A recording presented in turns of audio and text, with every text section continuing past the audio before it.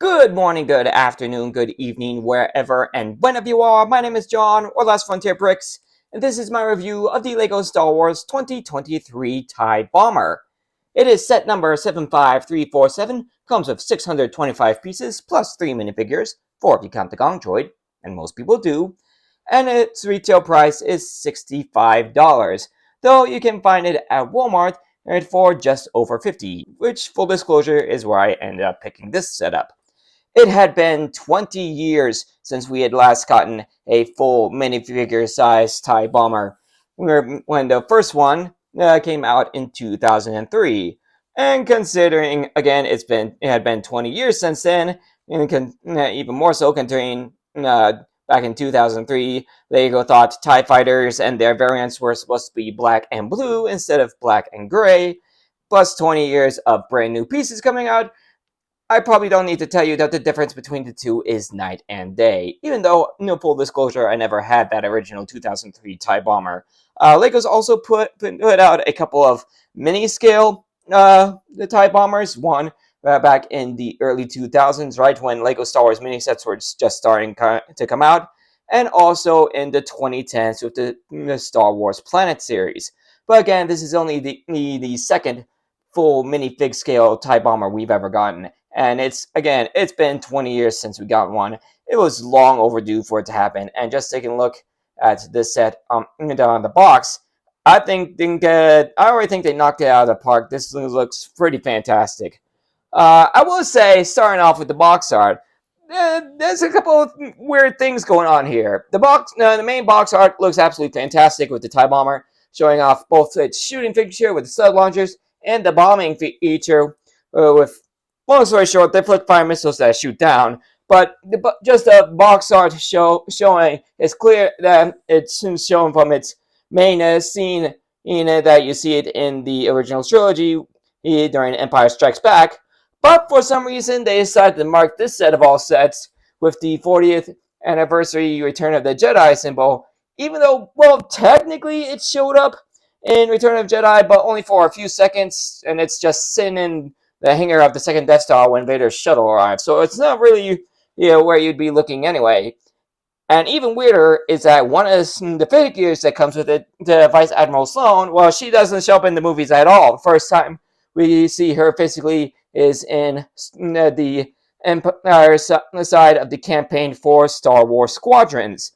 Other than that, she only ever really shows up in the books that take place between Return of the Jedi and the Battle of Jakku. So yeah, some weird choices going on, with the not only with the box art but also the set in itself. But either way, again, just showing off the box art, it looks absolutely fantastic. Like swinging around the back, we can see it in the TIE Bomber in the back, actually in a hangar, much like it gets appearance in Return of the Jedi. Showing off a bunch of the features, like putting the pilot in the cockpit, the bombing feature, and a little addition with basically an Imperial hover cart. This box does have the thumb tabs on it, so you do have to damage the box in order to open it. Alright, so we've got 1, 2, 3, 4 bags of parts. Alright, so yep, that's everything in the box. And strangely enough, I'm not seeing any stickers. Not that I'm complaining. On the instruction manual shows off the usual CGI render. Once again, a ad for paper bags in a set with no paper bags. Just jumps straight into the build. Oh, that shows there's your list of parts. Alright, well, got a couple parts list pages. Do we have any ads for other sets? Yes, we do. So besides for this one, we also got the Boba Fett's Slave One microfighter, the first specialist battle pack, and the Hoth ATST, the Obi-Wan versus Darth Vader duel from the Obi-Wan series, and then the $40 and $50 respective price TIE Fighter and X-Wing. Interesting combination of sets there. So Alright, so we'll go ahead and jump to the time lapse for this set, starting right now.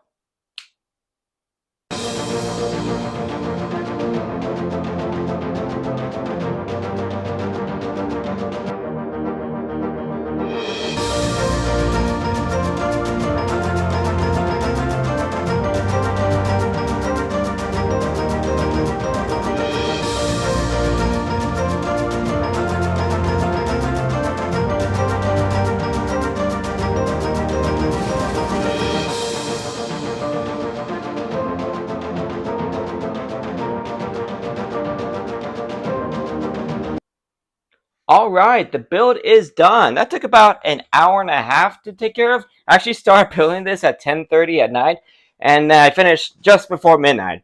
And it was actually a pretty fun, pretty solid build. We'll go ahead and start off with the minifigures, starting off with our all too important TIE Fighter palette. He's nothing too crazy if you got some of these guys already, but he does have the usual pretty solid printing with a little bit of metallic gray on the belt and all across the torso, like with the hoses for the life support system.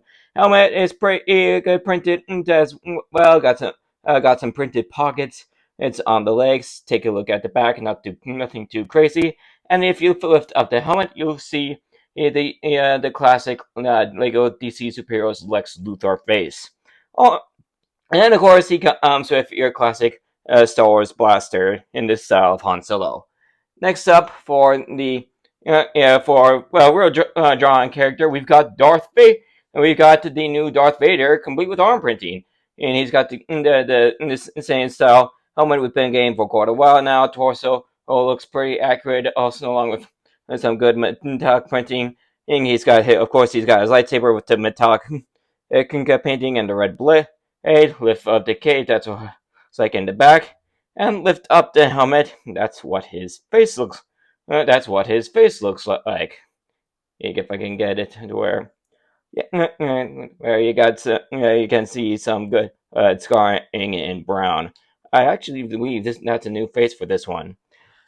Next up, we've got our interesting character, Vice Admiral Ray Sloan from Star Wars Squadrons.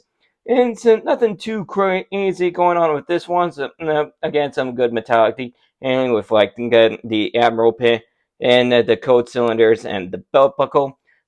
Strange, a little bit of continuity with her. Apparently, in Return of the Jedi, she was a Vice Admiral. I believe in Star Wars Squadron, she's a full admiral. So that might be they have her be a vice admiral in this set and give that little connection to Return of the Jedi, despite the fact that the TIE Bomber hardly ever showed up. Anyway, nothing too crazy going on in the background. Good choice of hairpiece, but no alternate face. And last up for our figures, let me get Hurst stand back up. We have an Imperial Gonk Droid, which I'm sure a lot of people is going to say it's the best figure in this set, simply because it's a Gonk Droid. Interesting but simple build on it. Nice use of a ingot piece for the front, and back here we've actually got its torso. The back of the torso is actually a small Imperial cargo crate. We got the Imperial logo on the sides and some Aurebesh. And it's just got one of these 2x2 tiles with only 2 studs to make at the back. So yeah, nothing too crazy. I mean, it's a Gonk Droid. We've gotten quite a few of these, although this is a interesting iteration on a Gonk Droid, even though I don't think we ever actually see an Imperial Gonk Droid in the movies. There is one other side build before we get to TIE Bomber, and that's this simple Imperial maintenance card. We usually get these guys with the Rebel ships, like the X-Wings and Y-Wings, but it's interesting to get one of these guys for an Imperial ship, for an Imperial set. It does carry a couple of bombs for the bomber, even though it's fully loaded with 4, bringing your total amount of bombs to 6. There are a couple of inverted transparent tiles to give it the impression that it's hovering. And there's just enough space for one character to sit at the controls. So nothing too crazy going on there. Moving on to the TIE Bomber itself, it is a pretty solid build. Strangely enough, it's about the same size as that original 2023 classic Star Wars TIE Bomber, but again, if you take a look at the two of them side by side, it's a night and day difference. Strangely enough, with this Star Wars set, while there's some interesting colors on the inside, like your classic like red 2x4 brick in there, and a little bit of light orange. Strangely enough, they didn't sneak any pink into this set, which is kind of strange because apparently every time they sneak pink into a Star Wars set, they get to have cake. So yeah, they didn't put any pink in this set. I was actually quite surprised to find that. Yeah, I was actually almost expecting it by now, but yeah, no pink in this set. Anyway, the design on the set is pretty solid Lego, but also really, really solid. Like the two main sections of the ship, the cockpit and the ordnance pod. Those are almost all but completely tiled off. While the wings on the sides, they're a good mix of studded and tiles. So yeah, actually a pretty solid mix between studs and tiles. So like the use of the printed the 2x2 circular tile here. As I mentioned at the beginning, there are no stickers in this. Makes me very, very happy. Yeah, I'm one of those people who feels like it should be all prints. Not to mention, I'm not all that good at putting the stickers on. Open up the cockpit is super simple, and it's actually a pretty tight fit in there. Not a whole lot going on there, just a couple of 1x1 tiles, also with prints for the controls. And you'll notice there's nothing to keep that pilot in the cockpit. No studs to touch his feet. No the tile attachment. The tile attachments like that connect to the feet.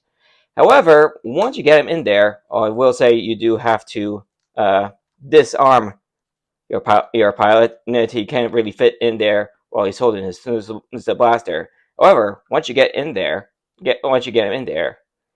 you'll find it's one of the tightest fits they've ever put in for a TIE fighter pilot. There's not a whole lot of room in there for him. Once you get the cockpit glass closed down there, you realize he doesn't really need any studs or anything holding him in place. He's not seriously holding him upside down, shaking the thing, and yeah, he's not going anywhere. I will say that this thing is a bit smaller than I thought it would be. Like I said, it's about the same size as that original 2003 TIE Bomber. So yeah, it is a bit small. They also they had to change up how they did the cockpit. So like you can notice with the cockpit, you can't actually see inside the cockpit because they shrunk it down. Although you do see they did put a couple of those little small 1x1 circular tiles with like the little nub on the in the middle to simulate the TIE Fighter's laser cannons. Also, I do like the little addition of like the roller skate piece in there for the middle. Also, you notice up top they have a pair of the new stud launchers. They do provide a couple extra shots for that, just in case you miss some. Take a look at the front of the ordnance pod. I love all the printing on the front, and they also get the shape of the missile launcher, and they're pretty solid. Now, unfortunately, the missile launcher doesn't actually shoot any missiles. It's a bit too small for that. But it wouldn't be a TIE bomber if you can't bomb things. And you notice, taking a look at the top, you can see 4 flick-fire missiles pointed down. And basically, all you gotta do to make those work is just push down and take them out pretty easily. A strange thing is with flick-fire missiles, and if the flick-fire missiles being used as bombs, is that when you go to reload them, you have to put them in upside down. So yeah, that is a little weird for flick-fire missiles, but hey, when these flick-fire missiles are made to shoot down, what are you gonna do? Also, you can see they added the actual ordnance pod for the TIE Bomber. Of course, it's not actually gonna bomb things, but for opposite Lego, they basically put it right in front of where the flick-fire missiles are supposed to go. So at least they put it right in the correct spot. Take a look at the back. Super clean in the back. You can see a pair of twin ion engines, and they actually use a 1x2 tile with a jumper in the middle to clean up the spot in the back. And again, super clean design, good mix between tiled off and studded, to get that classic Lego look. It's just a really solid look for the TIE Bomber. However, like I said, the size of the thing is a bit smaller than most people think. Also, I almost forgot. I like the fact that they use these. It's super simple. They took two 2x2 gray plates, put them right here on the edge of the middle section in order to make sure that the slanted wings are in the perfect position. So pretty solid. Pretty solid design.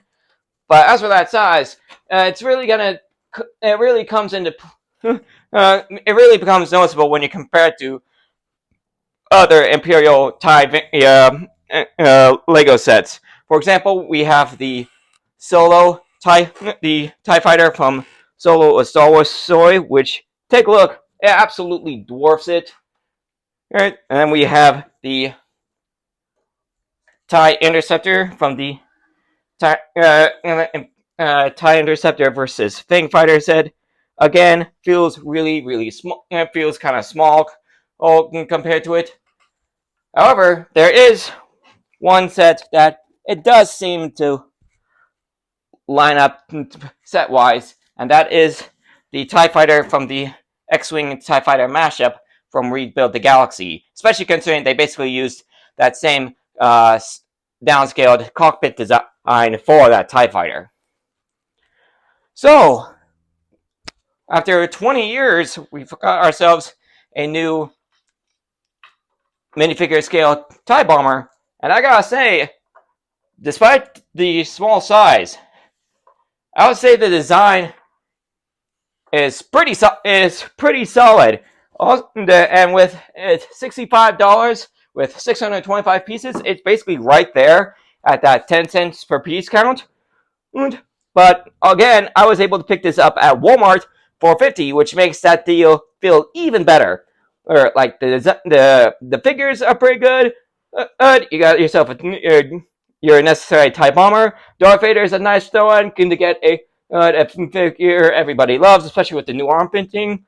Bryce Admiral Sloane and the Gong Droid are some interesting, unique characters to get, and this probably you won't be like the Imperial Gong Droid we might get at other places, but I'll be honest, I wasn't expecting someone from Star Wars Squadron to end up in a Lego video game, not by a long shot. So yeah, this is probably gonna be the one and only time we probably see her in a Lego set. And again, the design of the TIE Fighter is fantastic. Play features are solid, and again, the price feels good even at the full $65 price. But getting at the $50, even better. So I would say that this is a pretty solid return for the TIE Bomber. So that'll be the end of this video. Thank you for joining me for it. If you guys enjoyed it, you know what to do. Hit like, subscribe, all that stuff. Ring the bell to be notified of all videos as soon as they become available. Check out my channel and some more of my content on the end screen in just a few seconds. And I will see you all in the next video. Later, everybody!